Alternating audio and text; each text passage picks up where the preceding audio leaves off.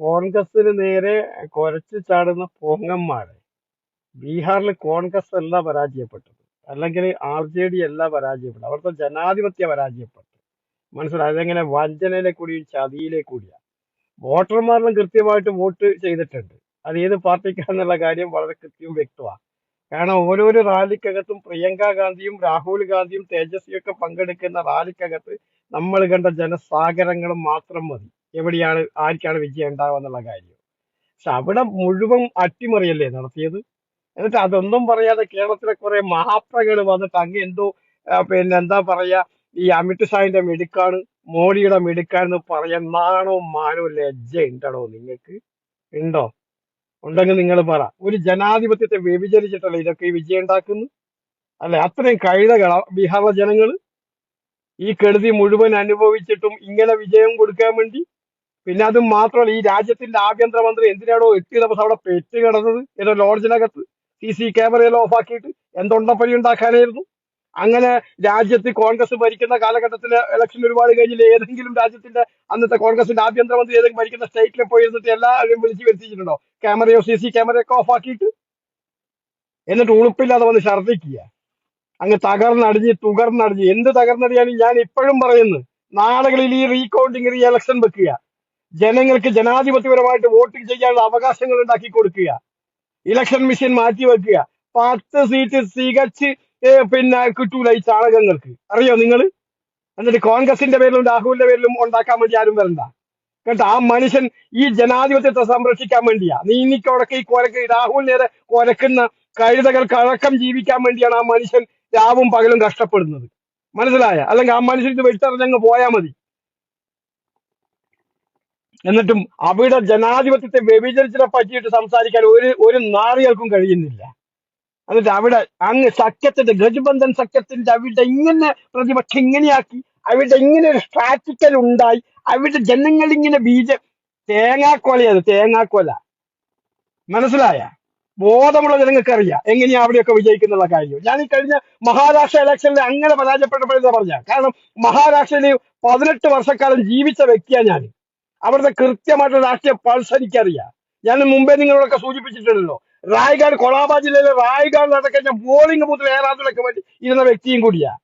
അവിടെയൊക്കെ കോൺഗ്രസിന് നിലം തൊടാൻ കഴിഞ്ഞിട്ടില്ല. അവിടെയൊക്കെ എന്താ സംഭവിച്ചെന്നുള്ള കാര്യം ഞങ്ങൾക്കറിയാം. പക്ഷെ അന്ന് രാഹുൽ ഗാന്ധി കാര്യങ്ങളൊക്കെ പുറത്ത് കൊണ്ടുവന്നപ്പോഴും രാഹുൽ ഗാന്ധിയെ പിന്തുണക്കാൻ 1,900 നാറിയ പാർട്ടികളുണ്ട് കേരളത്തിലെ രാജ്യത്തിനകത്ത്. ഒരുത്തനും ഉണ്ടായിട്ടില്ല. ആ മനുഷ്യൻ ഒറ്റക്ക് തന്നെ. എന്നാൽ ഈ കളവിനൊക്കെ പുറത്തു കൊണ്ടുവരുമ്പം അതിനെ പ്രതിരോധിക്കാൻ വേണ്ടി 1,900 ഞാൻ പറയുന്ന അങ്ങനത്തെ പാർട്ടികളുണ്ടല്ലോ, അണികളെ രംഗത്തിറങ്ങിയിട്ട് ഒരു സമര പോരാട്ടത്തിന് ഇറങ്ങണ്ടേ? അതും ചെയ്യൂല. എന്നിട്ട് പിന്നെയും ആ മനുഷ്യരെ കുറ്റങ്ങൾ, ഉളുപ്പ് കെട്ട വർഗങ്ങൾ. ഹരിയാനയിലും അങ്ങനെ പരാജയപ്പെട്ടു. ആ പരാജയപ്പെട്ടപ്പോഴും തന്നെ കണ്ടെത്തിയത് എന്താ? അവിടെ കോൺഗ്രസിന്റെ നേതാക്കന്മാർ പരസ്പരം തമ്മിലടിച്ചിട്ടും കാലുവാരിയിട്ടും വലിയ താത്വിക അവലോകനത്തിൽ കുറെ ഊളകൾ കണ്ടെത്തിയതാ. അവിടെ ജനാധിപത്യത്തെ വ്യഭിചരിച്ചതും അവിടെ എന്താ പിന്നെ ഇലക്ഷൻ മെഷീൻ അട്ടിമറിക്കപ്പെട്ടതും ഒരു കുട്ടിക്കും ചർച്ച ചെയ്യണ്ട, ഒരു കുട്ടിയും പറഞ്ഞിട്ടുമില്ല. മനസ്സിലാ? അപ്പോൾ ഇവർക്ക് ഭാവനയിൽ ഒരു കഥയും ഉണ്ടാക്കുക, കെട്ട് കഥകൾ. എന്നിട്ട് അത് കൊണ്ട് അങ്ങ് സ്ഥാനങ്ങൾക്ക് അറിയിക്കുക. എന്നിട്ട് അവിടെ ഇങ്ങനെ അവിടെ അങ്ങനെ പോയിട്ട് ഇവിടെ ഇങ്ങനെ വന്നിട്ട് അങ്ങ് പറയുന്നത് എന്തെങ്കിലും ബോധം വേണം, ബോധം പൊക്കണം വേണ്ടോ? ചോറ് തിന്നുന്നവർ ഈ നാറിയ ഈ ചാണക ഈ വെട്ടകൾക്ക് വോട്ട് ചെയ്യൂ? എന്ത് ഈ അടിസ്ഥാന വർഗങ്ങൾക്ക് ജീവിക്കാൻ കഴിയുന്ന ഒരു സാഹചര്യമാണോ രാജ്യത്തുള്ളത്? അറിയാണോ? എടാ, ഞങ്ങൾ ഭരിക്കുന്ന കോൺഗ്രസ് UPA ഗവൺമെന്റ് ഭരിക്കുന്ന കാലത്ത് 300 രൂപ കൊടുത്ത ഗ്യാസിന് 1,100 രൂപയാക്കി. ആ മേന്മ കൊണ്ടാണോ അടിസ്ഥാന വർഗങ്ങൾ ഈ നാറിയക്ക് ഈ ചാണകങ്ങൾക്ക് വോട്ട് ചെയ്യുക? അറിയോ? രാജ്യത്ത് സർജിക്കൽ സ്ട്രൈക്ക് കൊണ്ടുവന്നിട്ട് നോട്ട് നിരോധിച്ചിട്ട് രാജ്യത്തെ ജനങ്ങളെ പട്ടിണിയിലേക്ക് തള്ളിവിട്ട് രാജ്യത്തിന്റെ ചെറുകിട്ട വ്യവസായ സ്ഥാപനങ്ങൾ മുഴുവൻ തകർത്ത ഒരു നാണം കെട്ട ഗവൺമെന്റ്. ആ ഗവൺമെന്റിനെയാണോ സാധാരണക്കാരുടെ ജനങ്ങൾ പിന്തുണക്കുക? അങ്ങനെ വിശ്വസിക്കാൻ മാത്രം മടയന്മാരാണ് ഞങ്ങളൊക്കെ? ആ വിഷയമൊന്നും ചർച്ച. അവിടെ എവിടെയെങ്കിലും ഒന്ന് പരാജയപ്പെടുന്ന അങ്ങ് ചാടിക്കരി രാഹുലിന്റെ പേരിലും സോണിയയുടെ പേരിലും കോൺഗ്രസിന്റെ ചാടി അങ്ങ് എടുത്തങ്ങ് കയറി. എന്നിട്ട് പറയും ചാണക്യ തന്ത്രം. ഞാൻ പറയുന്നില്ല, ഒരു ജനാധിപത്യത്തെ വ്യഭിചരിച്ചിട്ട് ഇനി എങ്ങാനും കോൺഗ്രസോ അല്ലെങ്കിൽ ആ കോൺഗ്രസ് ഏത്തം കൊടുക്കുന്ന മുന്നണിയോ അധികാരത്തിൽ വന്നെന്ന് വെക്കുക, 6 മാസത്തിനകം അതിലെ പാശ് കൊടുത്തും ഭീഷണിപ്പെടുത്തിയും ആ മന്ത്രിസഭ താഴെ ഇട്ടിട്ട് ഭീഷണിപ്പെടുത്തിയിട്ട് അടുത്ത BJP ഗവൺമെന്റ് ഫോം ചെയ്യുന്നു. അപ്പൊ അതിനെതിരെയും പറയും, അന്നേരം പറയും ചാണക്യതന്ത്രം എന്തെന്ന്, അധികാരം ഉപയോഗിച്ച് സെൻട്രൽ അധികാരം ഉപയോഗിച്ചിട്ട് ഇവിടെ ഭീഷണിപ്പെടുത്തിയിട്ട് ഒരു ജനാധിപത്യ ഫെഡറൽ സംവിധാനത്തിൽ തെരഞ്ഞെടുത്ത സർക്കാരിനെ അട്ടിമറിക്കൽ ചാണക്യതന്ത്ര. അറിയാണോ? അപ്പൊ അതുകൊണ്ട് ഈ കോൺഗ്രസിനെ ഉണ്ടാക്കാൻ വേണ്ടി വരണ്ട, രാഹുലിനെ ഉണ്ടാക്കാൻ വേണ്ടി ഒരുത്തനും വരണ്ട കേട്ടാ. അത് മനസ്സിലാക്കിക്കോ നിങ്ങൾ. പിന്നെ ഇവിടെ കോൺഗ്രസുകാർക്കും രാഹുൽ ഗാന്ധിക്കും മാത്രം ജീവിക്കാമെന്നല്ല ആ മനുഷ്യനും കോൺഗ്രസിന്റെ സാധാരണ പ്രവർത്തകർ ഈ പോരാട്ടം നടത്തുന്നത്. അതൊക്കെ എല്ലാവർക്കും വേണ്ടി തന്നെയാ. എവിടെയും രണ്ടക്കം കടന്നില്ല, ഒരക്കത്തിലെ കോൺഗ്രസ് നിന്നു. അങ്ങനെ കള്ള വോട്ട് ചെയ്തിട്ട് തെമ്മാരത്തരം കളിച്ചിട്ട്. മനസ്സിലായ? ബോധം അവിടെ തന്നെ കൃത്യമായിട്ട് ഈ ബീഹാർ ഇലക്ഷൻ കഴിഞ്ഞപ്പോഴേ അവരുടെ ഇത് മിഷൻ സ്റ്റോക്ക് ചെയ്ത റൂമിലെ CC ക്യാമറ അങ്ങ് ഓഫാക്കി. അറിയാം നിങ്ങൾ? അത് ചർച്ച ചെയ്തോ നിങ്ങൾ? 10-15 ദിവസം തെറ്റി കിടന്നു എവിടെ സർവ ഉദ്യോഗസ്ഥന്മാരെ RSS വൽക്കരിച്ച് വെച്ച് ഇവിടുത്തെ രാജ്യത്തിന്റെ ഇലക്ഷൻ കമ്മീഷണർ രാഹുൽ ഗാന്ധി പല ചോദ്യങ്ങളും ചോദിച്ചു. കെട്ടുവിറ്റ് എവിഡൻസിന്റെ കാര്യത്തിൽ ചില കാര്യങ്ങൾ പുറത്തുവിട്ടു. ആ കള്ളൻ എന്തെങ്കിലും ഒന്നാണെങ്കിലോ RSSന് വിടുവേലയുന്ന, സംഘിക്ക് വിടുവേലയുന്ന ആ ഇലക്ഷൻ കമ്മീഷണർ. അതിനെ പറ്റിയിട്ടൊന്നും ആർക്കും ചോദ്യം ചെയ്യണ്ട, അവർക്കെതിരെ പറയണ്ട. ഏതെങ്കിലും ഒരു സ്റ്റേറ്റിനകത്ത് ഇലക്ഷൻ പരാജയപ്പെട്ടു കഴിഞ്ഞാൽ ഉടനെ ചാടിക്കയറി രാഹുൽ അങ്ങനെ മോദി പ്രഭാവം തിളങ്ങി. എന്റെ പ്രഭാവം എവിടോ? ഇലക്ഷന്റെ എന്താ പറയാ, ആ ഘട്ടത്തിൽ നമ്മൾ ലോകം കണ്ടതല്ലേ ഓരോ ഇലക്ഷൻ ക്യാമ്പയിനകത്തും, അല്ലേ? അവരൊക്കെ ഈ സംഘികളെ ചാണകങ്ങളെ നേതാക്കന്മാർ പങ്കെടുക്കുന്ന ഏതെങ്കിലും വേദിക്കകത്ത് ആ വേദി നിറയ്ക്കാൻ വേണ്ടി കഴിഞ്ഞിട്ടുണ്ടോ? ആൾക്കാരുണ്ടായിട്ടുണ്ടോ? ചാണകത്തിന്റെ എത്ര മന്ത്രിമാർ അവിടെ നിന്ന് തല്ലി ഓടിക്കുന്നതും ഈ വീഡിയോസ് ഒക്കെ നമ്മൾ കണ്ടതല്ലേ, കണ്ടിട്ടില്ലേ?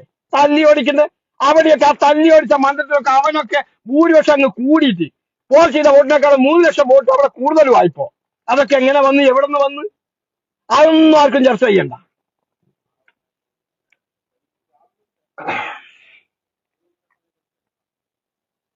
അപ്പൊ അതുകൊണ്ട് ഞാൻ പറഞ്ഞു വെക്കുന്നത്, നിങ്ങൾക്ക് വിജയം ആഘോഷിക്കാതിരിക്കാം, അല്ല നിങ്ങളെ ചോയ്സ്. പക്ഷെ രാഹുലിന്റെ വേദിയിലേക്കും കോൺഗ്രസിന്റെ വേദിയിലേക്കും ഇങ്ങ് വാങ്ങി കയറണ്ട കേട്ടാ.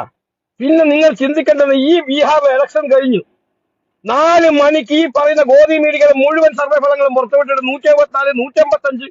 എങ്ങനെ? ഇലക്ഷൻ അവിടെ അവസാനിച്ചിട്ടില്ല. EVM മിഷൻ സീല് വെച്ചിട്ടില്ല. അതിന് മുമ്പ് ഇങ്ങനെ പ്രവർത്തനം നടത്തിയത്. അത് കഴിഞ്ഞ മിനിയാന്ന് മുതൽ ഇത്ര സീറ്റ് ഞങ്ങൾക്ക് കിട്ടുന്ന പറഞ്ഞ് ഇത്ര ലഡുകൾ ഉണ്ടാക്കി വെച്ച് ഇതങ്ങനെ ഏത് കണക്കിന്റെ അടിസ്ഥാനത്തിലാ ഇവരെന്താ ഈ BJPന്റെ ഈ ചാണകന്റെ നേതാക്കന്മാർ ബീഹാറിലെ ഈ 8 കോടി ജനങ്ങളുടെ മനസ്സിനകത്ത് കിടക്കുന്ന കാര്യങ്ങൾ പ്രൊജക്ട് ചെയ്ത് കണ്ടെത്തി പ്രവചിക്കാൻ ദൈവശക്തി കിട്ടിയവരാ? അറിയാറോ? ഇങ്ങനെ കള്ള വോട്ടിനെ കൂടി വിജയിക്കുന്ന ഉറപ്പുണ്ടായിട്ട് അത് ഇലക്ഷൻ റിസൾട്ട് വരുന്നതിന് മുമ്പ് പറഞ്ഞിട്ട് പോലും അതൊന്നുമല്ല ശരി. അവര് ഭയങ്കര ചാണക്യതന്ത്രം വികസനത്തിന്റെ അങ്ങോട്ട് ആയിപ്പോയാലോ. എന്നിട്ടും കോൺഗ്രസിന് അതൊന്നും ചർച്ച ചെയ്യണ്ട, ആ വിഷയങ്ങളൊന്നും ആർക്കും പറയണ്ട. ഉടനെ ചാടിക്കയറി രാഹുൽ അങ്ങനെ, രാഹുൽ ഇങ്ങനെ, രാഹുലിന്റെ അതൊക്കെ ജനങ്ങൾ പുച്ഛിച്ച് തള്ളി. നിങ്ങളല്ലേ ജനങ്ങളെ മനസ്സിലാകത്തുള്ള പുച്ഛിച്ച് തള്ളിയോ ഇല്ലെന്നൊക്കെ അങ്ങ് പ്രവചിക്കുന്നത്. പച്ചയായി ജനാധിപത്യത്തെ ഊടുതുണി കഴിച്ച് വ്യഭിചരിച്ച നാളം കെട്ട സംഘിക്കത് പറയടാ. നിങ്ങൾക്ക് ഉളുപ്പുണ്ടെങ്കിൽ ജനാധിപത്യം രാജ്യത്ത് ഉണ്ടാക്കിയ ജനാധിപത്യം എന്ന് പറഞ്ഞ് നടക്കുന്നത് ചെമ്പിലിട്ട് പോയില്ലേ ഇല്ലേ? പറയുന്നില്ലേ വിധിയും മധ്യേതൃത്വമാവും BJP ഭരിക്കുമ്പോൾ എന്നൊക്കെ പറയുന്നില്ലേ? അതൊക്കെ പോയടാ. മനസ്സിലായ? അതിനെപ്പറ്റി ഇതൊന്നും ചർച്ച ചെയ്യാൻ പറ്റുന്നില്ല ഇവിടെ ആർക്കും. എന്നിട്ട് ആ മനുഷ്യ രാവും പകലും കഷ്ടപ്പെടുക നമ്മക്കൊക്കെ ജീവിക്കാൻ വേണ്ടി. ഞാൻ ഈ കഴിഞ്ഞ 2 മാസം മുമ്പ് കോൺഗ്രസ് പാർട്ടിന്റെ ഔദ്യോഗിക ഗ്രൂപ്പ് തന്നെ ഞാൻ പറഞ്ഞിട്ടുണ്ട്, ആ മനുഷ്യനിക്ക് എന്തിന്റെ സുഖാണ്? കാതിന്റെ പൊക്കോണോ എന്തെങ്കിലും ആക്കട്ട്, വെറുതെ വീട്ടിലെ വണ്ടവന്റെ വായിരിക്കുന്നത് എറിയൂ, അതും ഇതും കേട്ടിട്ട് പാവോ ഓടി നടക്കുക, വല്ല നേട്ടമുണ്ടോ? എന്നിട്ട് ആ മനുഷ്യനെ കുറ്റപ്പെടുത്തുക. നിങ്ങൾക്കറിയാം, കണ്ണു പോയാലെ കണ്ണിന്റെ കാഴ്ച അറിയാം. ആ മനുഷ്യനും കൂടി അങ്ങോട്ട് മാറി നിൽക്കട്ടെ, അപ്പൊ അറിയാം എന്താ അവസ്ഥ എന്നുള്ള കാര്യങ്ങൾ. ഉളുപ്പ് കെട്ട മാർഗങ്ങൾ. ഇനി എന്റെ ഒരു അഭിപ്രായം എന്ന് പറഞ്ഞ ഇലക്ഷൻ വേണ്ട, അങ്ങ് ബഹിഷ്കരിച്ചേക്കെ. കാരണം ഒരു കാരണവശാലും ജയിക്കാൻ പറ്റത്തില്ല. ഇത് അവസാനം ഇത് ജനങ്ങൾ രംഗത്തിറങ്ങും. ഇത് ഞാൻ ഉദാഹരണം പറയും. നമ്മളെ ഇവിടെ ഈ എന്താ പറയാ, ഈ ബംഗാളിൽ എങ്ങനെയായിരുന്നു ഷെയ്ഖ് ഹസീന 15 വർഷക്കാലം ഭരിച്ചത്? ആദ്യത്തെ ഒരു ടൈമിൽ ഇലക്ഷനെ കൂടി വന്ന് പിന്നീട് അവർ ഇലക്ഷന് നടക്കുമ്പോൾ സുതാര്യമായിട്ടില്ല. ഇതുപോലെ തന്നെ അവിടുത്തെ പ്രതിപക്ഷത്തെ ഒതുക്കാൻ വേണ്ടി നോക്കിയ നാണം കെട്ട ആ സ്ത്രീക്ക് സംരക്ഷണം കൊടുക്കുന്ന രാജ്യം ഇന്ത്യ. മനസ്സിലാക്കണോ? അങ്ങനെ അവിടെയുള്ള പ്രതിപക്ഷങ്ങൾ 2 ഇലക്ഷൻ അങ്ങ് ബഹിഷ്കരിച്ച് നീ തന്നെ അങ്ങ് എടുത്തോന്ന് പറഞ്ഞു, എന്നിട്ട് നീ തന്നെ ഭരിക്കുന്ന പറഞ്ഞു. അങ്ങനെ അവളുടെ ആകാശത്തിൽ ആദ്യം മറന്ന് അങ്ങ് ആടിപ്പാടി ഉല്ലസിച്ച് നോക്കുമ്പോൾ ജനങ്ങൾക്ക് കാര്യങ്ങൾ മനസ്സിലായി. ജനങ്ങൾ ഓടിട്ടടിച്ച് നാട് കടത്തി. അത്തരം ഒരു സാഹചര്യം വരും കാലങ്ങളിൽ ഇന്ത്യക്കകത്ത് ഉണ്ടാവുന്ന ഞാൻ മനസ്സിലാക്കുന്നത്. കാരണം ജനാധിപത്യം ഇല്ലല്ലോ ഇപ്പൊ. ഒരു ഫെഡറൽ സംവിധാനത്തെ തകർത്തില്ലേ. പിന്നെ കുറെ മറ്റുള്ള പാർട്ടിക്കാരൻ നേതാക്കന്മാർ മൈതാനം നോക്കി പ്രസംഗിക്കും, ജനാധിപത്യം ഇവിടെ പുറത്തളയുന്നു, ഇവിടെ മതേതരത്വം എന്താ പറയുക, ഏകോപത്തിൽ നാനാത്വത്തിൽ ഏകോപത്വം. എന്തൊക്കെ കാക്കത്തെ മൈക്കിന്റെ മുമ്പിൽ പ്രസംഗിച്ചതാ അറിയോ? അതൊക്കെ മരിച്ചിട്ട് കാലത്ത് 2014 ഇങ്ങോട്ട് ശേഷം അതൊക്കെ ഒന്നും ഇല്ല. ഇതൊക്കെ നമ്മൾ പണ്ട് പാടി പഠിച്ചത് ഇങ്ങനെ പറഞ്ഞു കിടക്കുക, അല്ലെങ്കിൽ ഒരു പ്രസംഗിക്കാൻ പഠിക്കുമ്പോൾ അവനിക്ക് ഒരാശയിൽ എടുക്കുമ്പോൾ മൈക്ക് നോക്കി മൈതാനം നോക്കിയിട്ട് ജനങ്ങളെ നോക്കിയിട്ട് ഇങ്ങനെ പ്രസംഗിക്കുക എന്നുള്ള അതിനപ്പുറത്തേക്ക് അത് സംരക്ഷിക്കാൻ ഒരുത്തരും മുന്നോട്ട് വന്നിട്ടില്ല, വരത്തൂല. രാഹുൽ ഗാന്ധി മാത്രം പിന്നെങ്കിലും ഇതിന് പ്രവർത്തിക്കുന്നു, ഇത് നിലനിർത്താൻ വേണ്ടി നോക്കുന്നു. ബാക്കി ഒരു കുട്ടിയും ഒരാളും അത് ചെയ്യുന്നില്ല. വെറുതെ പ്രസംഗിക്കും, വെറുതെ പറഞ്ഞതുകൊണ്ട് കാര്യമുണ്ടോ? വേറെ കാര്യമുണ്ടോ? ഒരു കാര്യവും ഇല്ല. ഈ ആരോപണങ്ങൾ മുഴുവനും വന്നിട്ട് ഈ ഇലക്ഷന്റെ വിഷയവുമായി ബന്ധപ്പെട്ടിട്ട് ഇത്രയും കൃത്രിമം കാണിച്ചിട്ട് ഇത്ര വോട്ടുകൾ അധികരിപ്പിച്ചിട്ടുണ്ട്, ഇങ്ങനെ വോട്ട് കള്ളവോട്ട് ചെയ്തിട്ടുണ്ട് എന്ന് വിത്ത് എവിഡൻസിന്റെ അടിസ്ഥാനത്തിൽ രാഹുൽ ഗാന്ധി ഇവിടുത്തെ മാലോകരോട് പറഞ്ഞു. എന്ന് അത് ഏറ്റെടുത്തുകൊണ്ട് മറ്റ് രാഷ്ട്രീയ പ്രസ്ഥാനങ്ങൾ അവരുടെ അണികളെ പുറത്തിറക്കിയിട്ട് അതിലേറെ ശക്തമായിട്ടുള്ള ഒരു സമര പോരാട്ടത്തിന് ആരെങ്കിലും മുന്നോട്ട് വന്നു? ഒരു കുട്ടിയും വന്നിട്ടില്ല. ഈ രാഹുൽ ഗാന്ധി പറഞ്ഞ് അത് ജനങ്ങൾ അറിയിച്ചിട്ട് എന്താ ചെയ്യണ? ഇപ്പൊ ജനങ്ങൾ കോൺഗ്രസിന് വോട്ട് ചെയ്തിട്ടുണ്ടാവാം, തേജസ്വിക്ക് വോട്ട് ചെയ്തിട്ടുണ്ടാവും. റിസൾട്ട് ഇപ്പൊ എന്താ വന്ന് അപ്പൊ അങ്ങനെ ഒരു വിഷയങ്ങൾ വരുമ്പോ അത് കൃത്യമായിട്ട് അഡ്രസ് ചെയ്യാൻ വേണ്ടി 147 കോടി ജനങ്ങളുടെ രാജ്യമല്ലേ നമ്മുടെ രാജ്യം. അതിനകത്ത് ആകെ 40% സംഖ്യകളുള്ളൂ എന്നാ പറയുന്നത്. ബാക്കി 70% പോലും വിപ്പുറത്ത് നിൽക്കുക, ഓപ്പോസിഷനിൽ നിൽക്കുക. എന്നിട്ട് പോലും ഈ 40% വരുന്ന സംഖ്യകളെ എതിർക്കാൻ കഴിയുന്നില്ലെങ്കിൽ പിന്നെ നമ്മൾ ആരോട് എന്തു പറയാനാ? എന്നിട്ട് മൈതാനം നോക്കി പ്രസംഗിക്കും പറയണം, ചീന മൂട്ടയോട് മേടിച്ച് എറിയണോ പ്രസംഗിക്കും, പോടാ നിന്റെ ഇതൊക്കെ കൊണ്ടെന്ന് പറഞ്ഞിട്ട്. അല്ലാതെ കാലത്തോളൊന്നും ഇവിടെ ഇനി സംഖ്യകളെ തുരത്താൻ പറ്റത്തില്ല.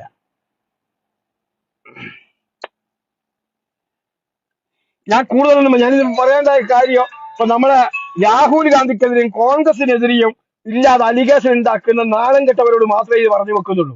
പരാജയം ഞങ്ങൾക്കല്ല, ഉണ്ടായത് രാജ്യത്തിനാണ്, ജനാധിപത്യത്തിനാണ്.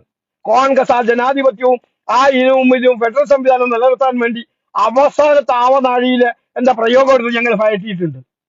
ഒരു തർക്കവും വേണ്ട. മറ്റുള്ളവരെ പോലെ മൈതാനം നോക്കി പ്രസംഗിക്കുകയല്ല ചെയ്തത്. ഞങ്ങൾ അവിടെ പ്രസംഗിക്കുമ്പോൾ അവിടെ ചെയ്ത് കാണിച്ചു കൊടുത്ത് ജനങ്ങളെ കൂട്ടി ജനസജ്ജങ്ങളും നമ്മൾ കാണിച്ചു കൊടുത്ത് ജനങ്ങൾക്ക് ഇവിടെ ലോകത്തിന്. അപ്പൊ അങ്ങനെയുള്ള ഒരു പാർട്ടിയെ ഏതും കള്ളവോട്ടുകളെ കൂടി വിജയിച്ചു വന്നപ്പോ ആ പാപവാരം മുഴുവൻ ഇപ്പുറത്തേക്ക് വെച്ച് കെട്ടാൻ വേണ്ടി ഏതെങ്കിലും മടയന്മാർ ശ്രമിക്കുന്നുണ്ടെങ്കിൽ നിങ്ങൾ ചരിത്രത്തോട് ചെയ്യുന്ന ഏറ്റവും വലിയ അനീതിയാണെന്ന് മാത്രം പറഞ്ഞു വെച്ചുകൊണ്ട് ഞാൻ അങ്ങ് അവസാനിപ്പിക്കുന്നു.